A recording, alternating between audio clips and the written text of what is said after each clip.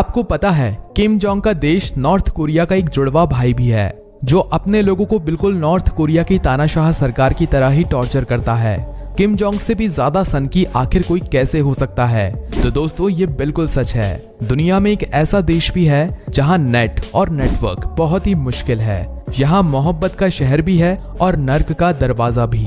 यहाँ लोग डरे सहमे रहते हैं जिसका सबसे बड़ा काम है सरकार की जी हसूरी करना। तो चलिए बताते हैं आपको उस देश के बारे में जिसकी खोज खबर सोशल मीडिया के दौर में भी कम ही होती है। साथ ही बात उस तानाशाह की भी होगी जो तानाशाही के मामले में किम जोंग का भी बाप है। अब यूं तो दुनिया में करीब 200 के आसपास देश हैं जिनमें भिन्न भिन्न तरह के लोग रहते हैं, जिनकी अपनी बोली भाषा है, अपने धर्म है, अपनी अपनी रीति रिवाज हैं। इन्हीं लोगों की एक चुनी हुई सरकार भी है और उनके अपने अपने कानून भी हैं। लेकिन जरा सोचिए कि आप एक ऐसे देश में हैं जहां नेता ही भगवान है, किताबों में उन्हीं का गुणगान है और कानून भी एक से एक महान है, तो क्या होगा? दरअसल यहाँ बात हो रही है तुर्कमेनिस्तान की, जो दुनियादारी से दूर अपने काम या फिर अपने नाम से ख्याति पाने में ज्यादा दिलचस्पी नहीं रखता। ये मुल्क ऐसा है जो लाइमलाइट से दूर अलग थलग रहना ही पसंद करता है, ना किसी दूसरे मुल्क के मैटर में दखल देता है, ना किसी दूसरे की इंटरफेरेंस बर्दाश्त करता है।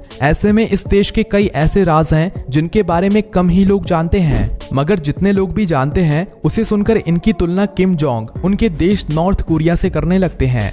तो चलिए हम आपको तुर्कमेनिस्तान की कुछ दिलचस्प बातों के बारे में बताते हैं जिनसे दुनिया के कई देश और लोग बिल्कुल अनजान हैं। तुर्कमेनिस्तान एक ऐसा देश है जहां लोगों के पास अपने लिए ना के बराबर अधिकार हैं। यहाँ सरकार ने सब कुछ अपने हाथ में ले रखा है। चुनाव नाम मात्र के लिए होते हैं और जो होते भी हैं उनमें जबरदस्त धांधली होती है और राष्ट्रपति हमेशा की तरह जीतता जाता है। देश की सारी दौलत भी सरकार के पास है और हर जगह धड़ल्ले से घूसखोरी होती है। धर्म के नाम पर लोगों को सताया जाता है और अगर कोई सरकार के खिलाफ बोलने की जरूरत करता है तो उसे कड़ी सजा दी जाती है। यहाँ तक कि जवान लड़कों की दाढ़ी मूछ जैसी निजी चीजों पर भी सरकार का कंट्रोल रहता है। कहते हैं यहाँ पर युवाओं की दाढ़ी या लंबे बाल रखने पर पाबंदी है, हालांकि 70 साल से ज्यादा उम्र के बुजुर्ग दाढ़ी रख सकते हैं। ठीक उसी तरह जिस तरह नॉर्थ कोरिया में भी हेयर स्टाइल रखने को लेकर सरकार की तरफ से एक खास गाइडलाइन है जिसका उल्लंघन करने पर पनिशमेंट दी जाती है। खैर तुर्कमेनिस्तान के आड़े तिरछे नियम कायदे के सामने दाढ़ी मूछ पर बात करना कोई बड़ा मसला नहीं है, क्योंकि यहाँ पर इंसानों से ज्यादा तरबूज को महत्व दिया जाता है। पढ़ाई लिखाई और मीडिया का तो हाल पूछिए मत। यहाँ पर ऐसा क्यों है, इसे समझने के लिए आपको पहले थोड़ा सा यहाँ के बारे में जानना होगा।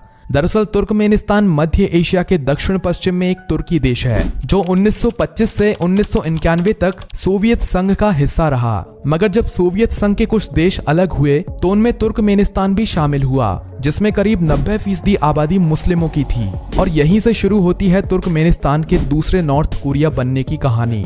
साल था 1991 जब सोवियत संघ से अलग हो चुके तुर्कमेनिस्तान की कमान सपरमारुत नियाजोव ने संभाली, जिन पर जिम्मेदारी थी देश को चलाने और एक नई दिशा में ले जाने की। लेकिन नियाजोव ने इसका ठीक उल्टा किया और खुद को यहाँ के लोगों का खुदा बनाने में जुट गया। उन्हें हेड ऑफ द तुर्कमेन्स कहा जाने लगा और न सिर्फ तुर्कमेन्स का मुखिया बल्कि उन्हें तानाशाह होने में किम जोंग का भी बाप माना जाने लगा। कुछ मीडिया रिपोर्ट्स बताती हैं कि नियाजोव बहुत ही अजीबोगरीब फैसले लेने वाले राष्ट्रपति थे। सत्ता के नशे में इस कदर चूर थे कि लोगों को अपने पैर की जूती समझते थे। उन्हें किसी भी तरह का विरोध बिल्कुल बर्दाश्त नहीं था, यहाँ तक कि उन्हें वह लोग बिल्कुल पसंद नहीं थे जो उनके फैसलों के खिलाफ किसी भी तरह का सवाल उठाते थे। बताते हैं कि साल 2001 में नियाजोव ने अपने देश को दो सबसे बड़े सेक्टर्स में मनमानी रवैये के साथ भारी फेरबदल किया, जो हेल्थ और एजुकेशन थी, जिसका नतीजा ये हुआ कि 2005 आते आते देश की राजधानी के बाहर सभी तरह की मेडिकल फैसिलिटी बंद करवा दी गई।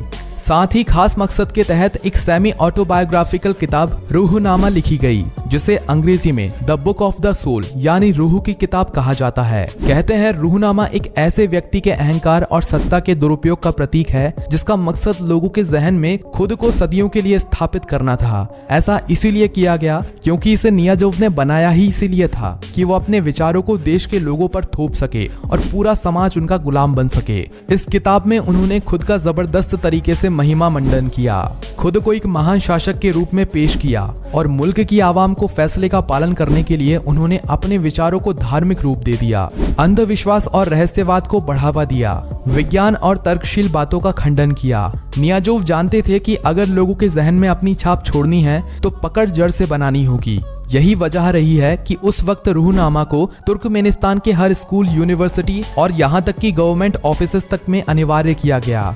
रूहनामा पढ़ना और याद करना स्कूल जाने वाले बच्चों से लेकर दफ्तर जाने वाले मुलाजिम के लिए कंपलसरी कर दिया गया। इसके अलावा इस किताब को सभी मस्जिदों में भी रखने का आदेश दिया और अगर कोई इससे इनकार करने की हिम्मत करता तो धार्मिक स्थल को ध्वस्त करने का आदेश दे दिया जाता, जिसका नतीजा ये हुआ कि रूहनामा ने यहाँ के समाज पर गहरा प्रभाव डालना शुरू कर दिया। नस्लें जब तक सही गलत में अंतर समझ पाती तब तक उनके दिलो दिमाग में रूहनामा छप गया। नियाज़ोव के विचारों का पालन करने के लिए लोगों को बाध्य होना पड़ा और जो लोग इन विचारों का विरोध करते उनका दमन किया जाने लगा। कहते हैं तानाशाह नियाज़ोव ने अपने कार्यकाल में सरकारी पैसों का भी खूब नाजायज इस्तेमाल किया, जिसकी तुर्कमेन समाज को काफी बड़ी कीमत चुकानी पड़ी। कहते हैं एक बार दिल की सर्जरी के बाद जब नियाज़ोव ने स्मोकिंग छोड़ी तो उन्होंने अपने मंत्रियों को भी धूम्रपान छोड़ने का आदेश दे दिया और सार्वजनिक जगहों पर भी धूम्रपान बैन करवा दिया।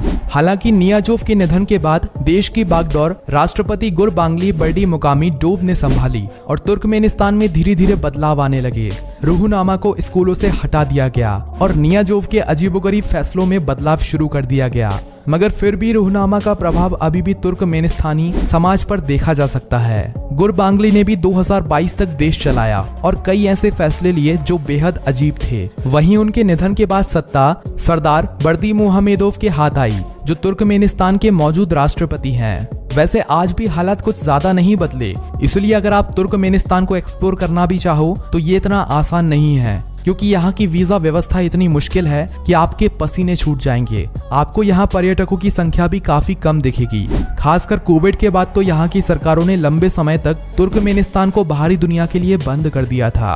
अब आप सोच रहे होंगे कि जब देश में इतना सब कुछ चल रहा है तो अब जो ब्रेकिंग न्यूज वाली मीडिया और तुरंत वायरल कर देने वाले सोशल मीडिया का जमाना है, तो यहाँ के लोग क्यों खुद पर हो रहे जुल्म की तस्वीरों को दुनिया के सामने नहीं रखते? तो जवाब ये है कि तुर्कमेनिस्तान के लोगों का जीवन इतना भी आसान नहीं है जितना आपको लगता है, क्योंकि यहाँ के नागरिकों को खुलकर बोलने और घूमने तक की आजादी नहीं है। यहाँ तक कि इस देश में फोटोग्राफी करने पर भी मनाही ही है। तो सोचिए जरा, कैसे आप तक या फिर हम तक इनसे जुड़ी खबर आ पाएंगी? मीडिया और पब्लिकेशन पर सरकार का जबरदस्त होल्ड है। देश के लगभग सभी टीवी चैनल्स, अखबार, मैगजीन इत्यादि सब सरकार के ही हैं। यहाँ प्राइवेट मीडिया भी है, लेकिन उन्हें क्या खबर दिखानी है और क्या नहीं, इसके लिए भी सरकार से ही परमिशन लेनी पड़ती है और सरकार के बारे में अच्छा ही दिखाना पड़ता है। आपको ये जानकर बड़ी हैरानी होगी कि इस देश में भारतीय फिल्मों का काफी क्रेज है। इस देश में बॉलीवुड फिल्मों को खूब पसंद किया जाता है। यहाँ के लोग हिंदी फिल्मों के गाने सुनते हैं और गुनगुनाते हैं। तुर्कमेनिस्तान में तरबूज भी किसी सेलिब्रिटी से कम नहीं है। इसे यहाँ बहुत महत्व दिया जाता है। हर साल अगस्त महीने के दूसरे रविवार को यहाँ एक खास तरह का फेस्टिवल मनाया जाता है, जिसे मेलन डे कहा जाता है। इस देश में उगने वाले तरह तरह के तरबूज का सेलिब्रेट किया जाता है और ये फेस्टिवल आज से नहीं बल्कि साल 1994 से मनाया जा रहा है। तुर्कमेनिस्तान में एक नर्क का दरवाजा भी मौजूद है, जिसे गेट्स ऑफ हेल कहा जाता है। नर्क का दरवाजा एक विशाल गड्ढा है जो 200 फीट चौड़ा है। यह गड्ढा पिछले कई सालों से लगातार जल रहा है। इस गड्ढे के बारे में कहा जाता है कि इसमें एक बड़ी आबादी समा सकती है।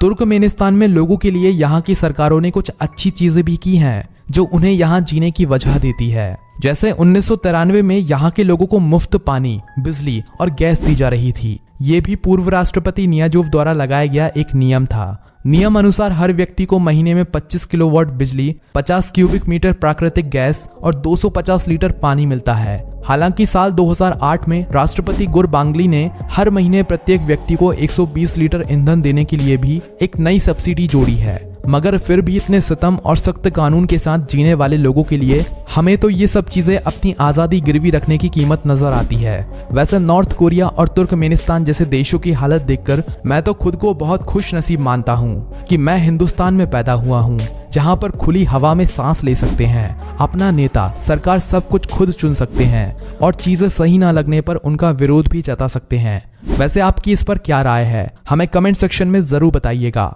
और वीडियो अगर अच्छी लगी हो तो इसे लाइक करना और चैनल को सब्सक्राइब करना बिल्कुल ना भूलें। तो मिलते हैं ऐसी ही एक और वीडियो में, तब तक के लिए गुड बाय।